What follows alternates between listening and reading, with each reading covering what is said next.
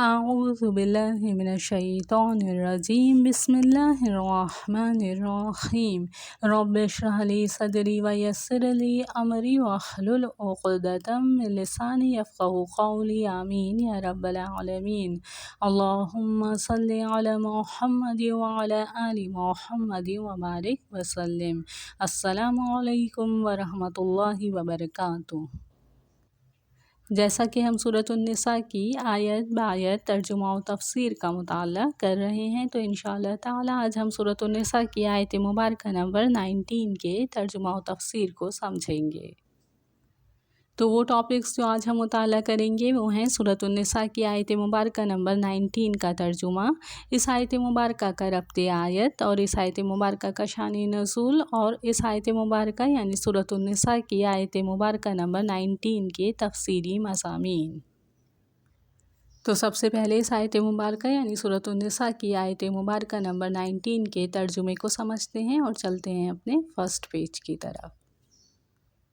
اعوذ باللہ من الشیطان الرجیم بسم اللہ الرحمن الرحیم یا ایہا الذین آمنوا، اے ایمان والو، لا یحل لکم، حلال نہیں تم کو، ان ترثوا النساء کرہا، کہ میراث میں لے لو عورتوں کو زبردستی، ولا تعضلوہن، اور نہ روکے رکھو ان کو، لتذہبوا ببعض ما آتیتموہن، اس واسطے کہ لے لو ان سے کچھ اپنا دیا ہوا، الا ان یأتین بفاحشۃ مبینہ، مگر یہ کہ وہ کریں بے حیائی صریح، وعاشروہن بالمعروف، اور گزران کرو عورتوں کے ساتھ اچھی طرح، فَإِن كَرِهْتُمُوهُنَّ فَعَسَىٰ أَن تَكْرَهُوا شَيْئًا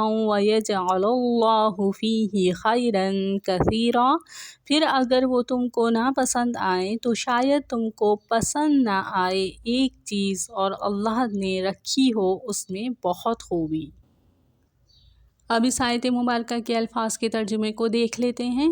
سب سے پہلا ورڈ یا ایہا الذین، اے وہ لوگوں جو، آمنو، ایمان لائے ہو، لا یحل، نہیں ہے حلال، لکم، تمہارے لیے، ان، یہ کہ، ترثوا، تم وارث ہو جاؤ، النساء، عورتوں کے، کرہن، زبردستی، ولا تعضلوہن، اور نہ تم روکو انہیں، لتذہبوا، تاکہ تم لے لو، ببعض، کچھ حصہ، ما، اس حق مہر کا جو، آتیتموہن، تم نے دیا انہیں، الا، مگر، ان، یہ کہ، یأتین، وہ کریں، بفاحشۃ، بے حیائی، مبینہ، کھلی، وعاشروہن، اور تم گزر بسر کرو ان کے ساتھ، بالمعروف، خوش اسلوبی سے،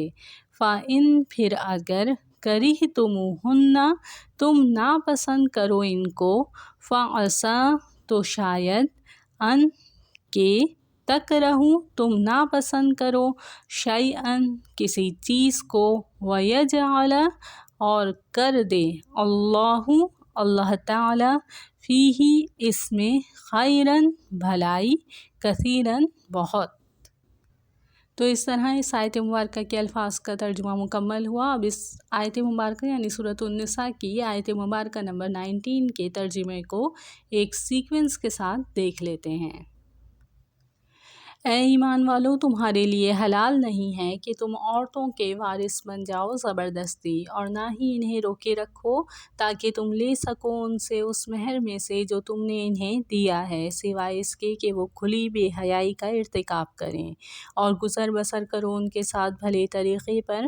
پھر اگر تم انہیں ناپسند کرتے ہو تو ممکن ہے کہ تم کسی چیز کو ناپسند کرتے ہو اور اللہ تعالیٰ نے اس میں کوئی بڑی خیر رکھ دی ہو۔ اب اس آیت مبارکہ کے ربط آیت کو سمجھتے ہیں اور چلتے ہیں اپنے نیکسٹ پیج کی طرف۔ سورۃ النساء کی آج کی زیر مطالعہ آیت مبارکہ میں پھر سے خواتین کے حقوق کا بیان ہے۔ جیسا کہ ہم پڑھ چکے ہیں کہ سورۃ النساء کے شروع میں بھی خواتین کے حقوق کا بیان تھا، پھر وراثت کے حصوں کا بیان آیا تھا، وہاں بھی خواتین کے حوالے سے گفتگو تھی، اور یہاں بھی آج کی زیر مطالعہ آیت مبارکہ میں خواتین کے حقوق کا بیان ہے۔ اس طرح اس سورہ مبارکہ یعنی سورۃ النساء میں کئی مرتبہ خواتین کے حقوق کا تذکرہ آیا ہے، اور یہی اس سورہ مبارکہ کی وجہ تسمیہ بھی ہے، کیونکہ نساء کا لفظ جمع ہے امراتن کی، جس کا مطلب ہے عورت۔ تو آج کی زیر مطالعہ آیت مبارکہ میں بھی عورتوں سے متعلق احکامات ہیں۔ تو یہ تھا اس آیت مبارکہ کا ربطی آیت۔ اب اس آیت مبارکہ کے شان نزول کو سمجھتے ہیں اور چلتے ہیں اپنے نیکسٹ پیج کی طرف۔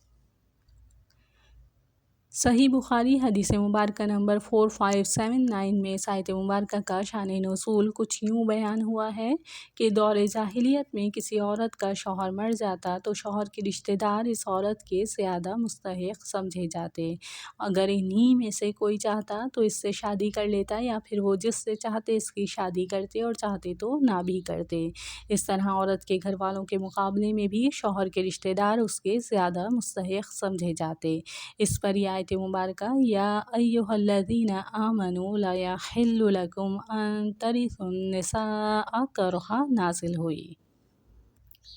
تو اب اس آیت مبارکہ یعنی سورۃ النساء کی آیت مبارکہ نمبر 19 کے تفصیلی مضامین کا مطالعہ کرتے ہیں اور چلتے ہیں اپنے نیکسٹ پیج کی طرف۔ سب سے پہلا تفصیلی مضمون، اسلام سے پہلے عورتوں پر ہونے والے ظلم کا انسداد۔ ارشاد ہوا یا ایھا الذین آمنوا لا یحل لکم ان ترثوا النساء کرہا، اے ایمان والو تمہارے لیے حلال نہیں کہ تم عورتوں کے وارث بن جاؤ زبردستی۔ یہ بھی اسلام سے پہلے زمانے جاہلیت کی ایک مکروہ رسم تھی، جس میں عورتوں کے طبقے پر شدید ظلم ہوتا تھا۔ ہوتا یوں تھا کہ ایک شخص فوت ہوا ہے تو اس کے مرنے کے بعد اس کے وارث جس طرح اس کے متروکہ مال کے وارث اور مالک ہوتے تھے، اسی طرح اس کی بیوی کے وارث اور مالک بھی مانے جاتے تھے، چاہیں تو وہ خود اس سے نکاح کر لیں یا دوسرے کسی سے مال لے کر اس کا نکاح کر دیں۔ شوہر کا بیٹا جو دوسری بیوی سے ہوتا وہ خود بھی باپ کے بعد اس کو اپنے نکاح میں لا سکتا تھا، اور جب عورت کی جان ہی اپنی ملک سمجھ لی گئی تو مال کا معاملہ ظاہر ہے، اور اس ایک بنیادی غلطی کے نتیجے میں عورتوں پر طرح طرح کے سدھا مظالم ہوا کرتے تھے۔ چنانچہ آیت مبارکہ میں فرمایا کہ اے اہل ایمان تمہارے لیے جائز نہیں ہے کہ تم عورتوں کے زبردستی وارث بن بیٹھو۔ جس عورت کا شوہر فوت ہو گیا وہ آزاد ہے، عدت گزار کر وہ جہاں چاہے جائے اور جس سے چاہے نکاح کر لے۔ اسی بات کو قرآن پاک میں سورۃ البقرہ آیت مبارکہ نمبر 234 میں اس طرح بیان کیا گیا ہے کہ وَالَّذِينَ يَتَوَفَّوْنَ مِنكُمْ وَيَذَرُونَ أَزْوَاجًا يَتَرَبَّصْنَ بِأَنفُسِهِنَّ أَرْبَعَةَ أَشْهُرٍ وَعَشْرًا فَإِذَا بَلَغْنَ أَجَلَهُنَّ فَلَا جُنَاحَ عَلَيْكُمْ فِيمَا فَعَلْنَ فِي أَنفُسِهِنَّ بِالْمَعْرُوفِ وَاللَّهُ بِمَا تَعْمَلُونَ خَبِيرٌ۔ ترجمہ، تم میں سے جو لوگ فوت ہو جائیں اور بیویاں چھوڑ جائیں وہ عورتیں اپنے آپ کو 4 مہینے اور 10 دن عدت میں رکھیں، اور جب یہ عدت پوری کر چکیں تو جو اچھائی کے ساتھ وہ اپنے لیے کریں، یعنی اپنے حق میں پسندیدہ کام یعنی نکاح کر لیں، اس میں تم پر کوئی گناہ نہیں، اور اللہ تعالیٰ تمہارے سب کاموں سے واقف ہے۔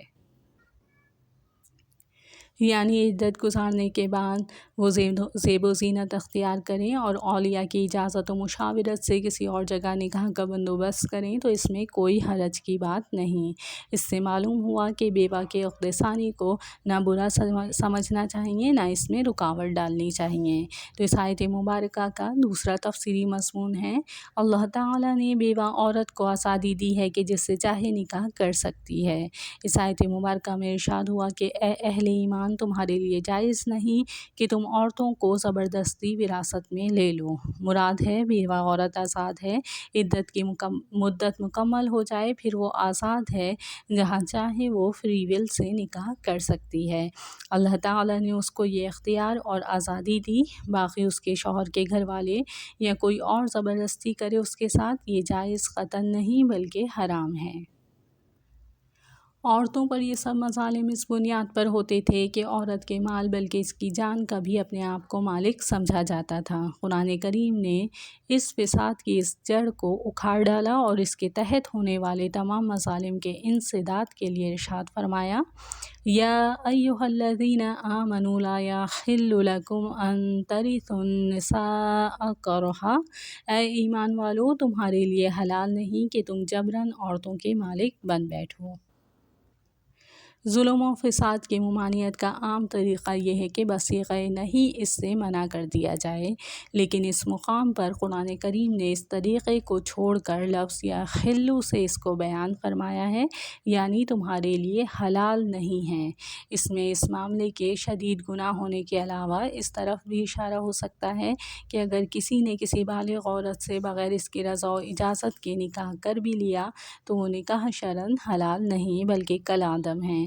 ایسے نکاح سے نہ ان دونوں کے درمیان میاں بیوی کا رشتہ قائم ہوتا ہے اور نہ وراثت یا نسب کے احکام اس سے متعلق ہوتے ہیں۔ اسی طرح اگر کسی نے کسی عورت کو مجبور کر کے اس سے اپنا دیا ہوا مہر واپس تو اس طرح اس آیت مبارکہ کا تیسرا تفصیلی مضمون ہے۔ دور جاہلیت میں شوہر بیویوں کو مہر چھوڑنے پر مجبور کرتے یا واپسی کا مطالبہ کرتے، اس سے منع کیا گیا۔ پچھلی آیت مبارکہ سورۃ النساء کی آیت مبارکہ نمبر 4 میں ہم پڑھ چکے ہیں کہ مہر کی ادائیگی کا ذکر آ چکا ہے اور یہ حق ہے بیوی کا اور فرض ہے شوہر کے ذمے۔ اب شوہر مجبور کرتا ہے کہ معاف کر دے یا واپسی کا مطالبہ کرتا ہے، وہ اس سے قرآن کریم نے روکا، اور آج بھی اگر کوئی یہ حرکت کرتا ہے تو قرآن پاک اس سے روکتا ہے اور حکم دیتا ہے سورۃ النساء آیت مبارکہ نمبر 4 میں کہ وَآتُوا النِّسَاءَ صَدُقَاتِهِنَّ نِحْلَةً، دے ڈالو عورتوں کو مہر ان کے خوشی سے، یعنی عورتوں کو ان کے مہر خوشی سے ادا کرو۔ آگے اس آیت مبارکہ یعنی سورۃ النساء کی آیت مبارکہ نمبر 19 میں ارشاد ہوا: وَعَاشِرُوهُنَّ بِالْمَعْرُوفِ، اور گزران کرو عورتوں کے ساتھ اچھی طرح۔ تو چوتھا تفصیلی مضمون ہے بیویوں کے ساتھ حسن سلوک کی تاکید کی گئی۔ ارشاد ہوا: وَعَاشِرُوهُنَّ بِالْمَعْرُوفِ، اور عورتوں کے ساتھ اچھے طریقے پر معاشرت اختیار کرو۔ یہاں پر خطاب مردوں سے ہے، مطلب اپنی بیویوں کے ساتھ بھلے طریقے پر خوش اسلوبی سے اور راستی کے ساتھ گزر بسر کرو۔ یہ بیوی کے ساتھ حسن معاشرت کا وہ حکم ہے جس کی قرآن پاک میں بڑی تاکید آئی ہے، اور احادیث مبارکہ میں بھی نبی کریم صلی اللہ علیہ وآلہ وسلم نے اس کی بڑی وضاحت اور تاکید فرمائی ہے۔ اس ضمن میں جامع ترمذی کی حدیث مبارکہ ہے: عن ابی ہریرہ رضی اللہ تعالی عنہ قال قال رسول اللہ صلی اللہ علیہ وسلم اکمل المؤمنین ایمانا احسنهم خلقا وخیارکم خیارکم لنسائہم۔ حضرت ابو ہریرہ رضی اللہ تعالیٰ عنہ سے روایت ہے کہ رسول اللہ صلی اللہ علیہ وآلہ وسلم نے فرمایا: مسلمانوں میں زیادہ کامل الایمان وہ ہیں جن کے اخلاق بہتر ہیں، اور تم میں اچھے اور خیر کے زیادہ حامل وہ ہیں جو اپنی بیویوں کے حق میں زیادہ اچھے ہیں۔ تو اس طرح اس آیت مبارکہ میں بیویوں کے ساتھ اچھے طریقے پر معاشرت اختیار کرنے کا حکم دیا گیا۔ آگے آیت مبارکہ کے آخر میں ارشاد ہوا: فَإِن كَرِهْتُمُوهُنَّ فَعَسَىٰ أَن تَكْرَهُوا شَيْئًا وَيَجْعَلَ اللَّهُ فِيهِ خَيْرًا كَثِيرًا، اگر وہ تمہیں ناپسند ہو تو بعید نہیں کہ ایک چیز تمہیں ناپسند ہو اور اس میں اللہ تعالیٰ نے تمہارے لیے کچھ بہتری رکھ دی ہو۔ اگر تمہیں کسی وجہ سے اپنی عورتیں ناپسند ہو گئی ہوں تو ہو سکتا ہے کہ کسی شے کو تم ناپسند کرو، حالانکہ اللہ تعالیٰ نے اسی میں تمہارے لیے خیر کثیر رکھ دیا ہو۔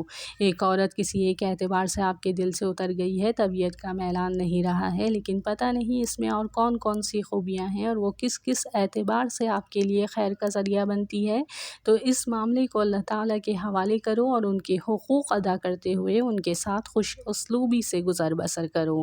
بہرحال حکم دیا گیا ہے کہ اگر ایک ادا پسند نہیں آ رہی تو تلاش کرو، کوئی دوسری ادا پسند آ جائے گی، اللہ تعالیٰ اسی میں خیر پیدا فرما دے گا۔ اس ضمن میں صحیح مسلم کی حدیث مبارکہ ہے: عن ابی ہریرہ رضی اللہ تعالی عنہ قال قال رسول اللہ صلی اللہ علیہ وسلم لا یفرق مؤمن مؤمنة ان کرہ منہا خلقا رضی منہا آخرا۔ رواہ مسلم۔ حضرت ابو ہریرہ رضی اللہ تعالیٰ عنہ سے روایت ہے کہ رسول اللہ صلی اللہ علیہ وآلہ وسلم نے فرمایا، کوئی ایمان والا شوہر اپنی مومنہ بیوی سے نفرت نہیں کرتا، یا یہ کہ اسے نفرت نہیں کرنی چاہیے۔ اگر اس کی کوئی عادت ناپسندیدہ ہوگی تو دوسری کوئی عادت پسندیدہ بھی ہوگی۔ صحیح مسلم۔ مطلب یہ ہے کہ اگر شوہر کو اپنی بیوی کی عادت و اطوار میں کوئی بات مرضی کے خلاف اور ناپسندیدہ معلوم ہو اور اچھی نہ لگے تو اس کی وجہ سے اس سے نفرت اور لا تعلقی کا رویہ اختیار نہ کرے، بلکہ اس میں جو خوبیاں ہوں ان پر نگاہ کرے اور ان کی قدر و قیمت کو سمجھے۔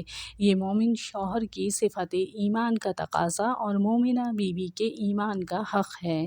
اسی صورتحال کے بارے میں قرآن پاک کی اس آیت مبارکہ میں ہدایت فرمائی گئی ہے کہ وَعَاشِرُوهُنَّ بِالْمَعْرُوفِ فَإِن كَرِهْتُمُوهُنَّ فَعَسَىٰ أَن تَكْرَهُوا شَيْئًا وَيَجْعَلَ اللَّهُ فِيهِ خَيْرًا كَثِيرًا، اور بیویوں کے ساتھ مناسب و معقول طریقے سے گزران کرو۔